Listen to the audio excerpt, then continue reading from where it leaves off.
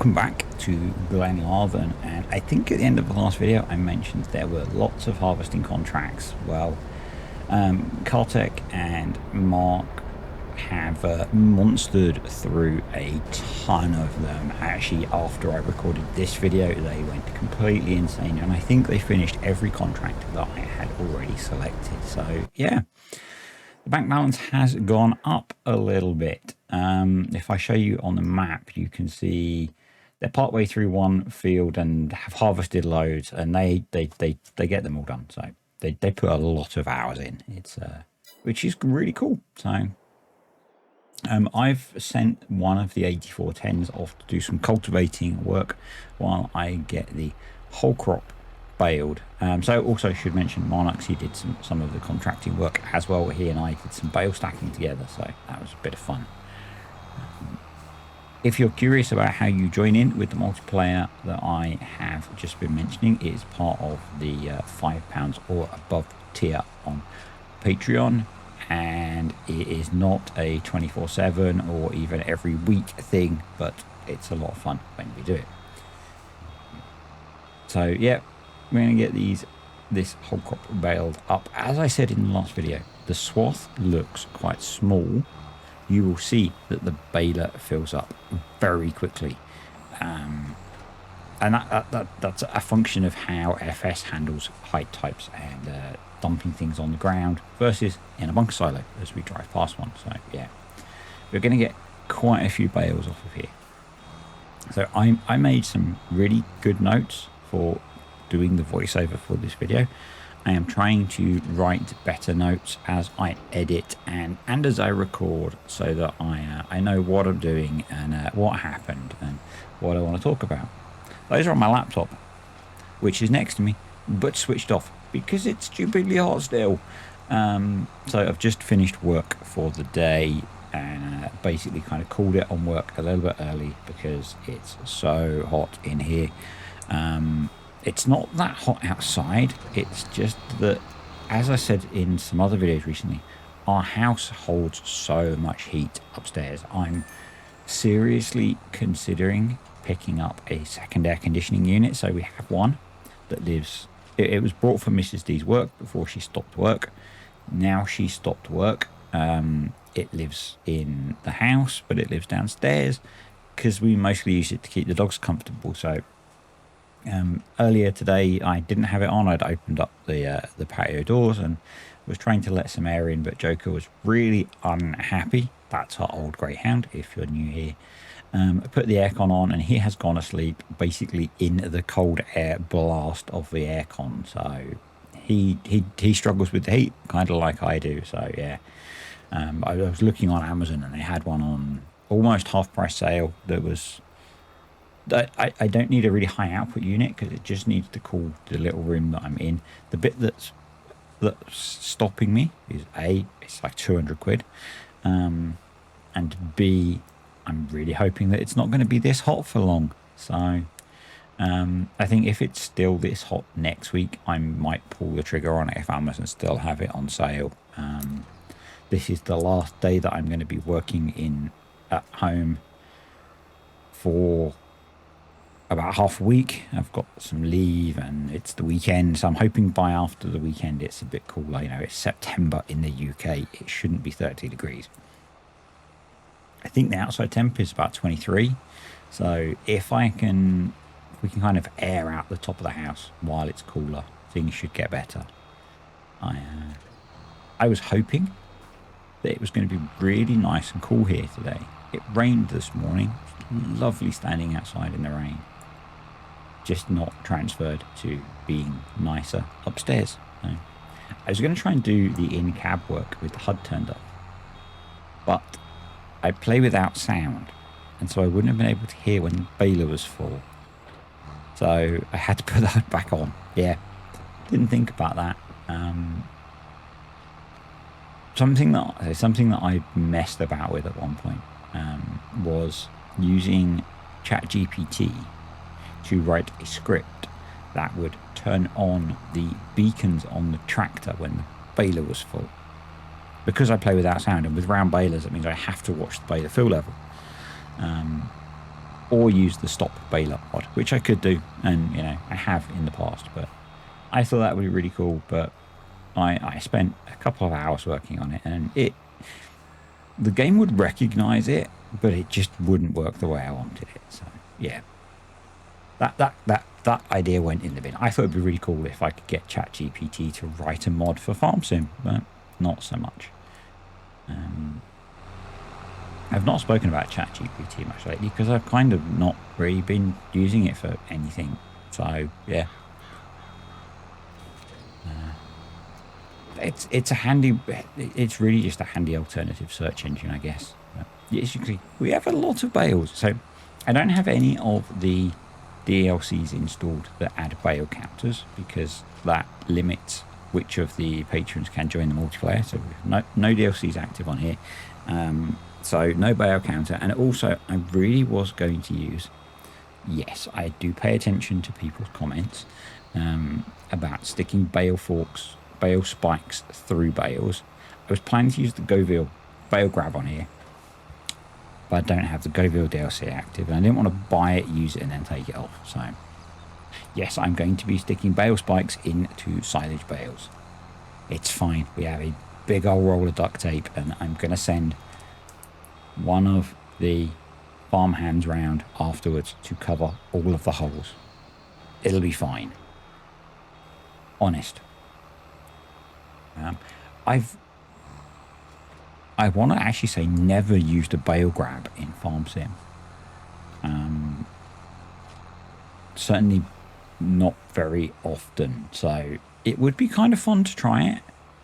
And I've heard the Goville ones are really good. I just don't have them active on here. So maybe when we do something else, we will enable it and have a play.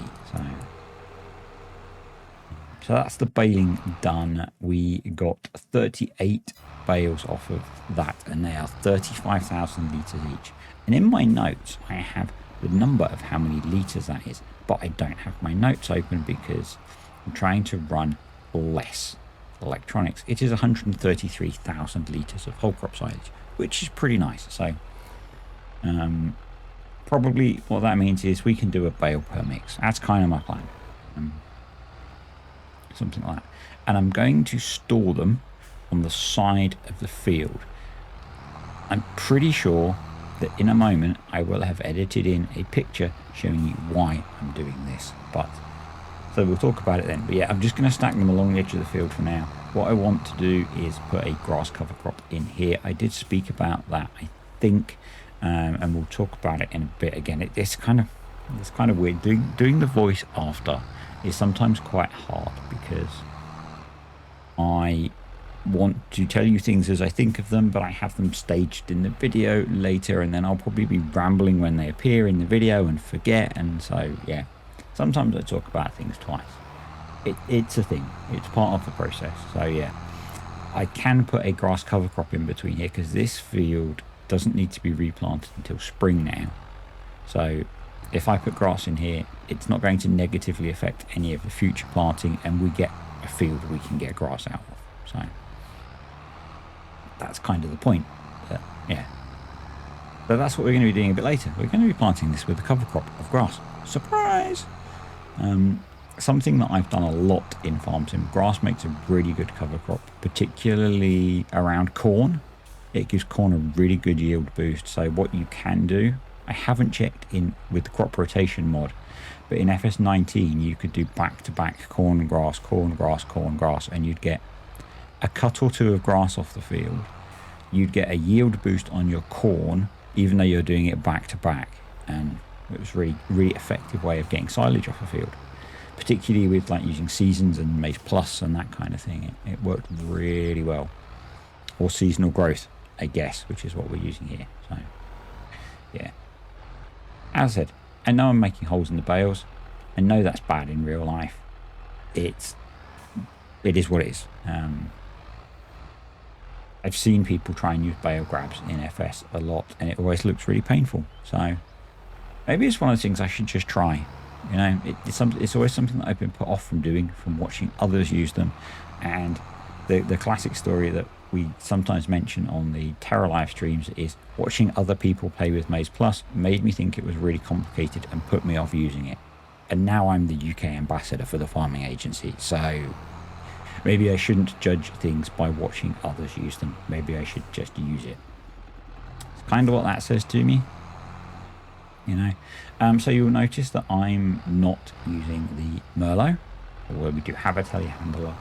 I did a fair bit of work in the Merlot bale stacking, but I do still prefer a tractor and a front loader. I don't know why. If I don't need the reach of a telehandler, it's just what I like. So this is the picture. So this was from when I was away last week, and I ran through a farm, and there are bales stacked along every hedgerow, silage bales, for 4 or 5 fields. So the way that arrow was, all that fence line was covered in wrapped silage bales. Both sides of the fence line, you could see them in the foreground. The field behind that was the same. So that's what I'm doing.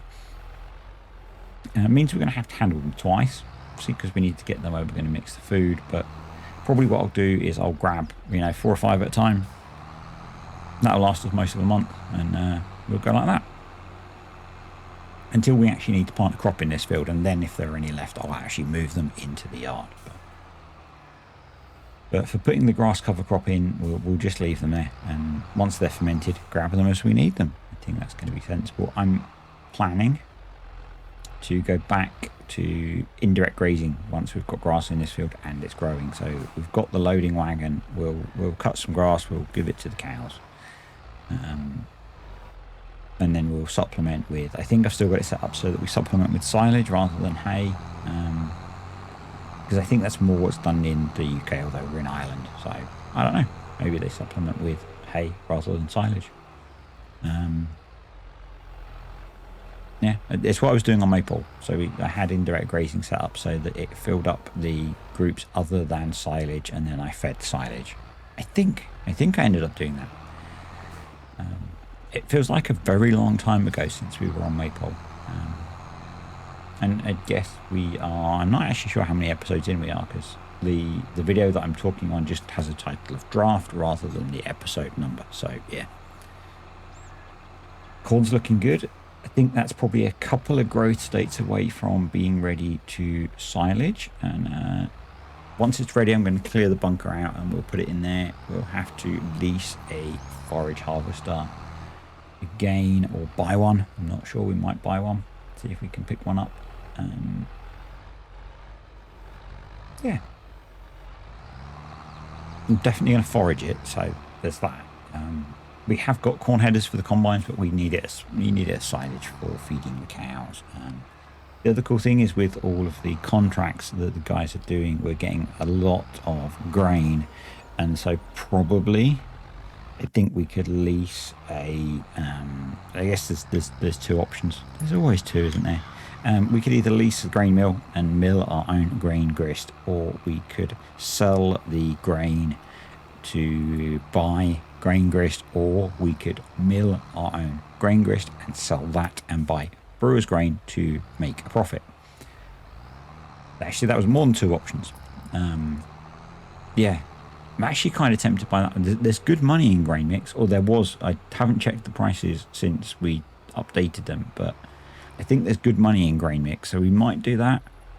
We will need a tractor that's big enough to run the starter mill, but I have a plan for that. So yeah, this is me showing. So at the moment, this is what we have at the moment. We've just harvested the wheat, and if I put a grass cover crop in here, all it does is boost the grass yield on the second stage cover crop. So we would be going wheat to barley. We could plant winter barley in here,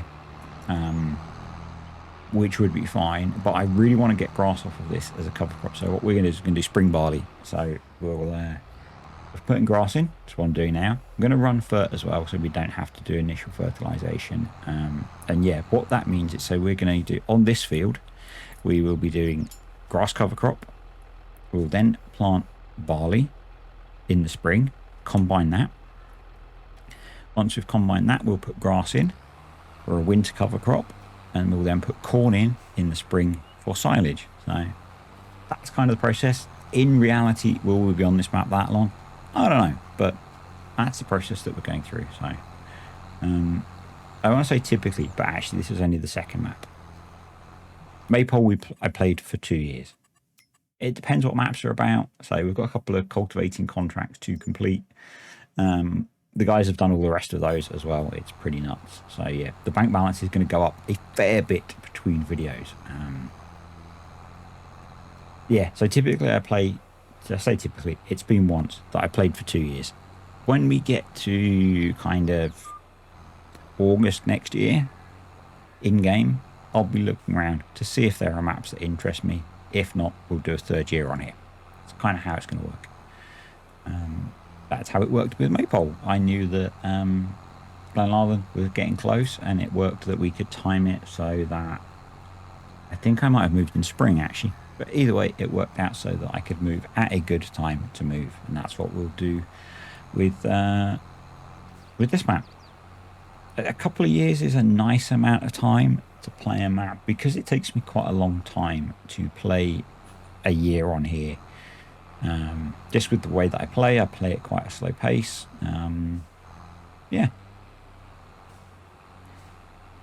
I am aiming, and it's an aim rather than a promise to do 2 videos a week on the two main Let's Play series. Now I'm kind of pausing, dropping, might do other things with Dix, and I think I mentioned that in a video. So doing other things with Dix sounds wrong. No sniggering at the back. Yeah, so the plan is to do a couple of videos a week on each Let's Play, so we might make more progress, because part of the problem is I tend to do like 1.5 a week rather than 2. So yeah, it might mean that we can get kind of a month a week in, something like that. That would be nice. Although I do plan 3-day months, quite often there's not a lot to do on one of those days. So yeah, that's because, so I could play on more days per month, and yeah, I could play on more days per month, but I'd run the clock faster. What I tend to do is modify the clock and stay on 3-day months. So it's something that I've played for a very long time. It's 3-day months, and it's what I'm comfortable with. And so with the contracting stuff, once I've finished, you'll notice I'm running the clock somewhat slower than I normally would. And once I finish, I put it on half time, so those guys can play as much as they want, and it doesn't affect the animals. Is the main thing, so that they don't run out of feed. Yeah, that's it really. I'm sure I had some talking points for this video. So one of the things that I'm trying to do, and actually if it would be really useful if people see interesting stuff, I know some of you do actually, when people see interesting stuff, share it on Discord. So I'm sometimes really bad at looking at that stuff, but yeah. So one of the things that's coming soon, oh yeah, oh, so mods have just released. It's been a few days actually since mods have released, and Campaign of France, Black Sheep Modding's map has released. It's a really nice, if it's the map that I think it is, that was a really nice little map. I didn't play that map, I did a lot of random testing on it. Well, there's a go-kart, you know, because we need go-karts. Cartech, we might need go-karts. We might.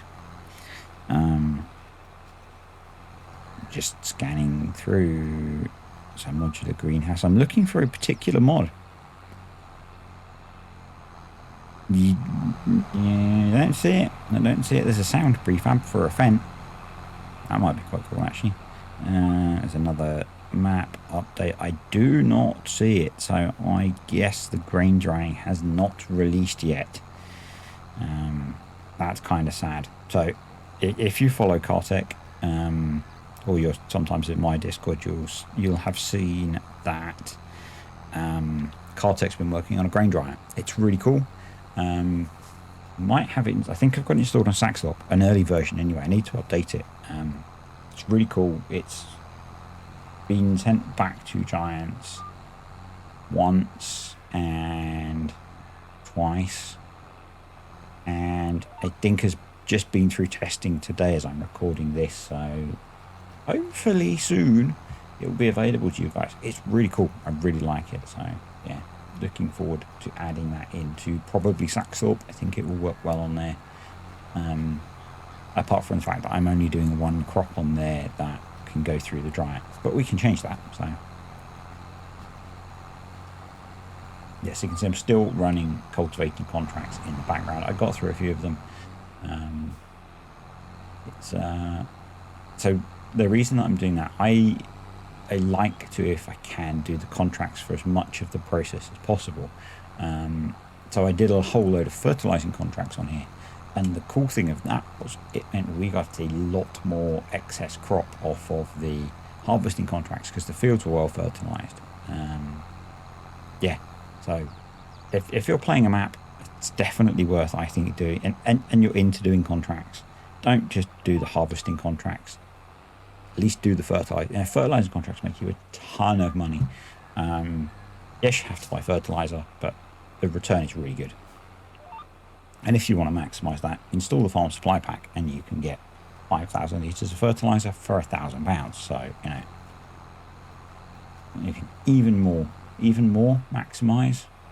That's really good word usage. Me good with the words. Yeah, you know, you can min max your profit. So I haven't actually used the farm supply pack in a while because I haven't needed it. So I was using it a lot when I was doing chickens and pigs. It's a really cheap way of feeding chickens and pigs. Yeah, because you can buy most of the components. So particularly for chickens, I think you can buy pretty much all of the components, maybe bar one or two. So it's what I was using on the £10 million debt challenge when I had the ridiculous number of chickens. That's a really dumb idea. Note to self, when people tell you it's a really dumb idea in the comments, listen to them. Don't just crack on, because they knew it was a really dumb idea.